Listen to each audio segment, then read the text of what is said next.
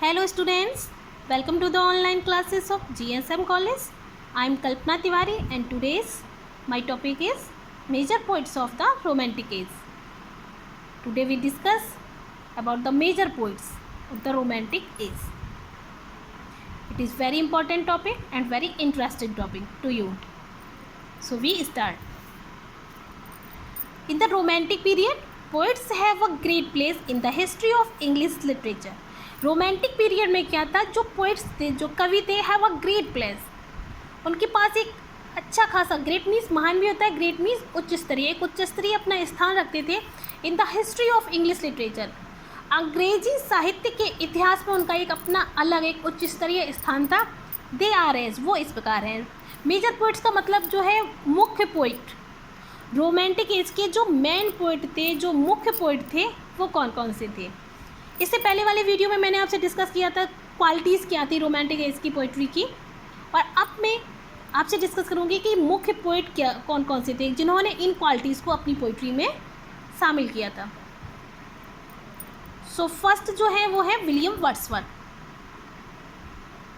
First कौन है? William Wordsworth. इनका टाइम पीरियड था 1770 टू 1850. इनका जो लाइफ टाइम पीरियड था वो था 1770 से लेकर के 1850 तक.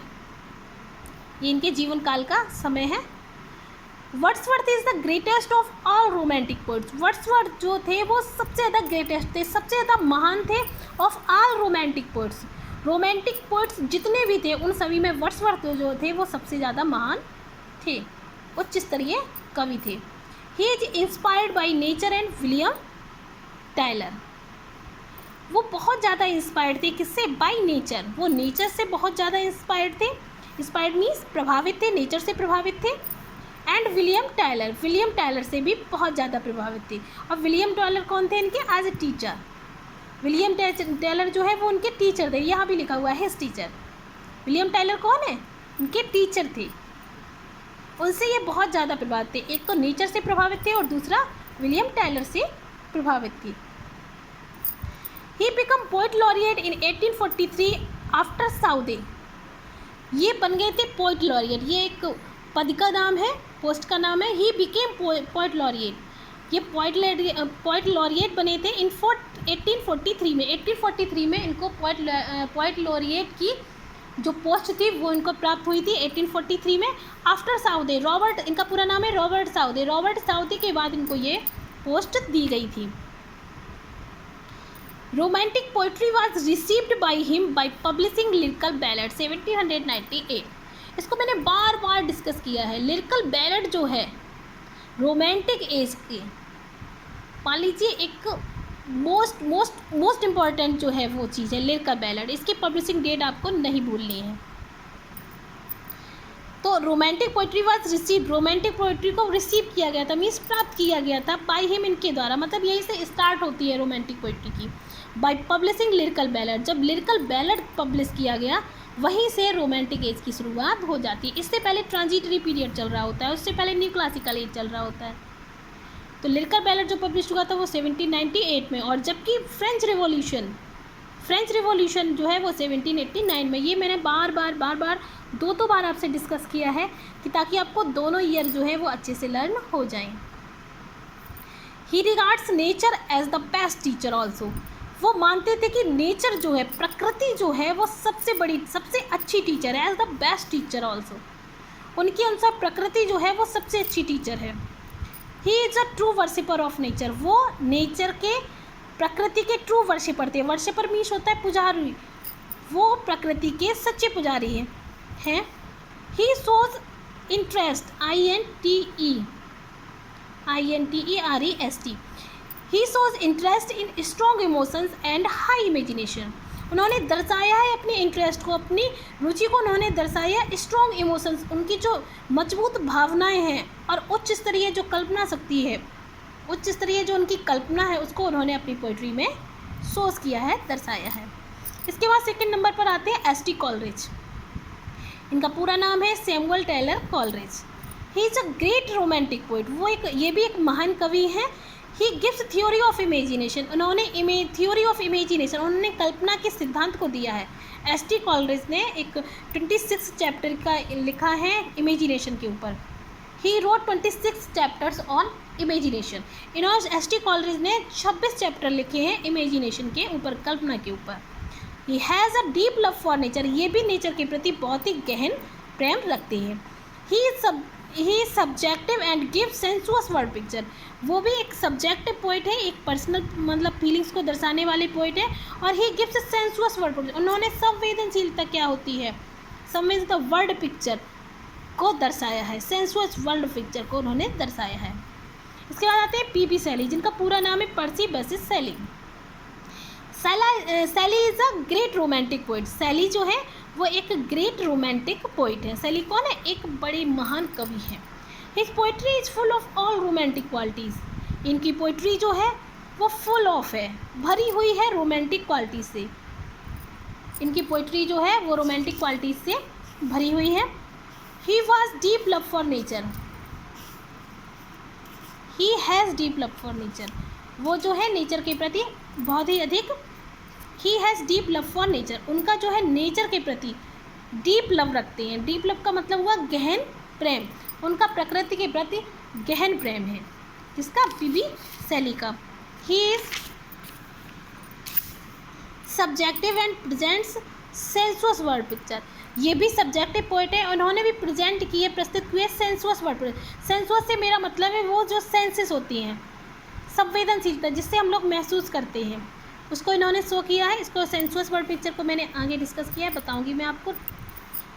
ही has revolutionary ideas, P B. Shelley जो है वो रिवोल्यूशनरी आइडियाज़ रखते हैं। रिवोल्यूशनरी का मतलब होता है क्रांतिकारी, उनके जो विचार थे वो क्रांतिकारी विचार थे। When he talks about his revolution, he expresses hope, but when he talks about his life, he falls to sadness.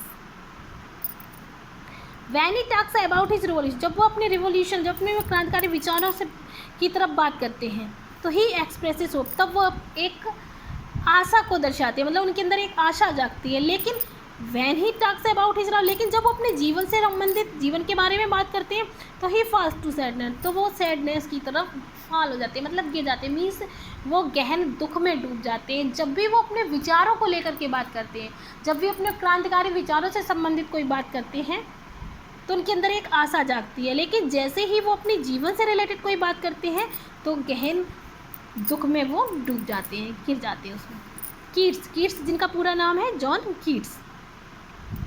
He is also a great romantic poet, Keats जो है वो भी एक महान रोमांटिक कवि है। ही takes interest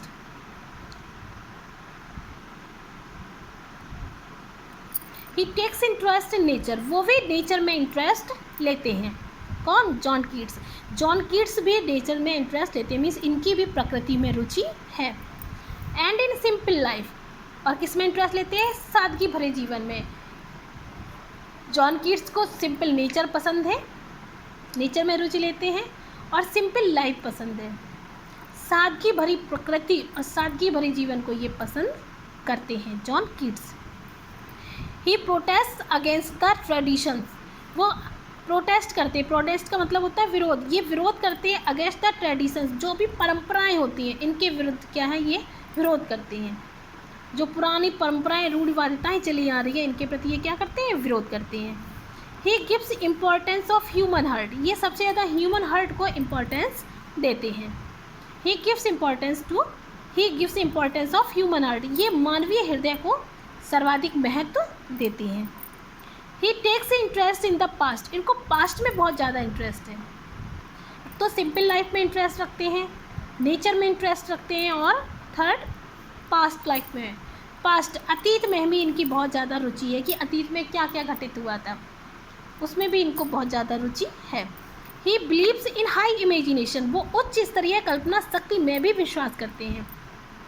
Keats poetry is rich in sensuousness, Keats की poetry जो है वो सेंसुअसनेस से भरी हुई है। सेंसुअस, रिच मीन्स होता है भरा होना, सुंदर, अमीर। अमीर का मतलब ये है फुल ऑफ, मतलब सेंसुअसनेस से भरी हुई है, संवेदनशीलता देख। अब ये सेंसुअसनेस जो वर्ड है, जो बार बार आ रहा है रोमांटिक एज की पोइट्री में, पोइट्स में, तो पहले इसको डिस्कस करते हैं। रोमांटिक सेंसुअसनेस क्या होता है? सेंसुअसनेस की हिंदी होती है इंद्रिय जन्यता।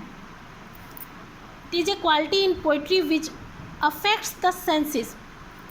सेंसुअसनेस जो एक प्रकार की क्वालिटी होती है पोइट्री की, विच अफेक्ट जो प्रभावित करती है सेंसेस को। सेंसेस दैट इज, जिसका मतलब होता है हमारी कौन कौन से सेंसेस होते हैं? 5 सेंसेस होते हैं। वो 5 सेंसेस हैं hearing, seeing, touching, smelling and testing. 5 senses होते हैं, हियरिंग सुनना, सीइंग देखना, टच करना छूना, स्मेलिंग सूंघना, टेस्टिंग टेस्ट लेना स्वाद। मतलब ear, eyes, skin, nose and tongue. तो John Keats is also known as the master of sensuousness. John Keats जो है वो मास्टर माने जाते हैं सेंसुअसनेस की।